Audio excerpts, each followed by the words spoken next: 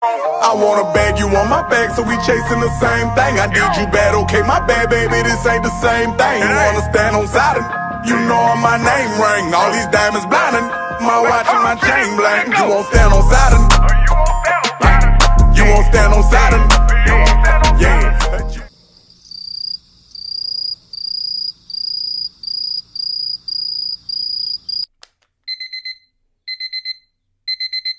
Welcome back to Purple X Podcast. This is episode 3. Unfortunately, last preseason game was just so horrible to me personally. That didn't even feel like making this video. I thought it was going to be just meh. But here we are again, so which is cool. We're going to dive into it. So we're going to talk about the Kings and the Peasants from last one. So to start off with the D-line looked really good to me. I think that they were pursuing those gaps, constant pressure in the quarterback's faces, everything we would ask, especially for them not to be starters. They did a very excellent job. Asamoah, the 33 special, the tech in the building. Man, he looks really good. He looks really good all over the field. He was beasting. He stayed patient. He would read, attack, hit hard, finish the tackle, do good in coverage, everything we asked of him. I feel like Asamoah showed up.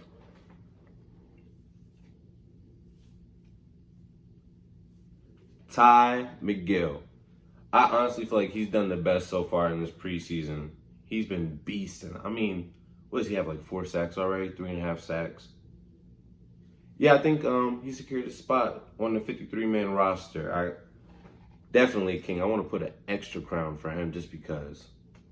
Metellus. Man, you were smacking dudes all over the field. You had a nice PBU, nice pass breakup. I love to see it, man. That's what we need, because honestly, for teams to be Super Bowl caliber teams, you have to have depth. You have to have good players to back up your star players. And honestly, corners was already a concern for me. Anything corners, anything defensive back related was a concern to me. So the fact that some of our corners and everything like that have been looking real good makes me smile. Patrick Jones looked good. Very, very solid to me. The whole D-line, like I said, the whole D-line, these are players that really jumped out to me that I wrote their names. So now we switch to the offensive side of the ball. Ty Chandler.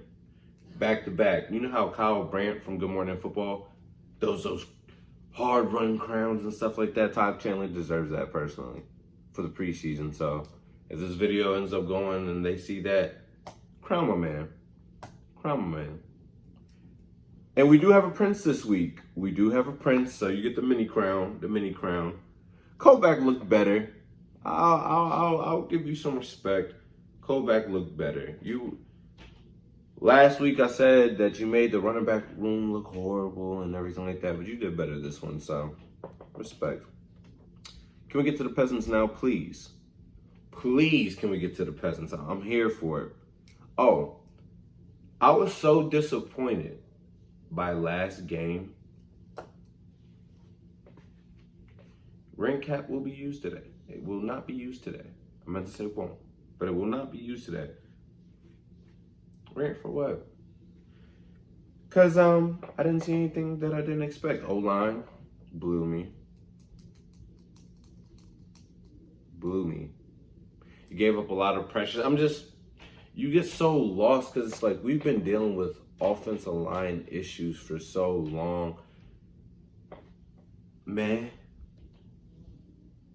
We've been dealing with it for so long. It's just, can we see a nice, beautiful starting O-line with some beautiful backups? That's all we're asking for. I'm not asking for anything else.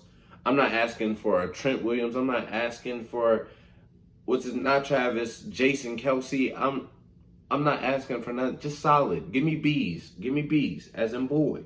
Give me B's. Zzz, sting, B's. I just want good, just solid. Please, that's all I'm asking for. Solid. Where's the beef? Let me calm down. The rant cap staying over there. But yeah, O-line though. Janarius Robinson. Oh my God. If one was to do a rant cap, it would be because of him. Man, you didn't set the edge. How do you get juked by a backup quarterback not once but twice in the same game? He shook the drawers off you. I mean, he shook you to the point where he took all your money without touching you. Didn't even have a gun. Didn't none of that. Just shook. And you say, here, take it. What? Peasant. And I liked you when we draft. I mean, every dog, whatever the saying is, it's something. And I'm so blown I can't even come up with it right now. The threes looked horrible, but it's preseason. Hopefully we never even have to get to those guys. Hopefully. And I mean, at the same time, we just cut the roster down because, we had to get it down to 80. We have to get it down to 53. So hopefully a lot of the guys that I've seen on the field aren't even on the practice squad. That's just how I feel about it. Backups looked horrible. And I'm not talking about the whole team. I'm talking about the quarterbacks. And we talked about this. We were looking just to see, can Kellen Mond be consistent? Can you be consistent? Can you just, hell, I'd be cool with game managing. Can you get us more than 2 touchdowns? I mean, can you get us more than 1 touchdown? Just 2. At least put us in situations. You don't even got to score all the time because you got a running back. You got a field goal kicker who's been, shout out to Greg Joseph, third leg Greg, shout out. No, neither one of you. To the point where we had to trade to get a backup quarterback that was competent. Do you hear how ridiculous that sounds? We had to trade. You know what? I'm doing it anyway. I said I wouldn't, but we here.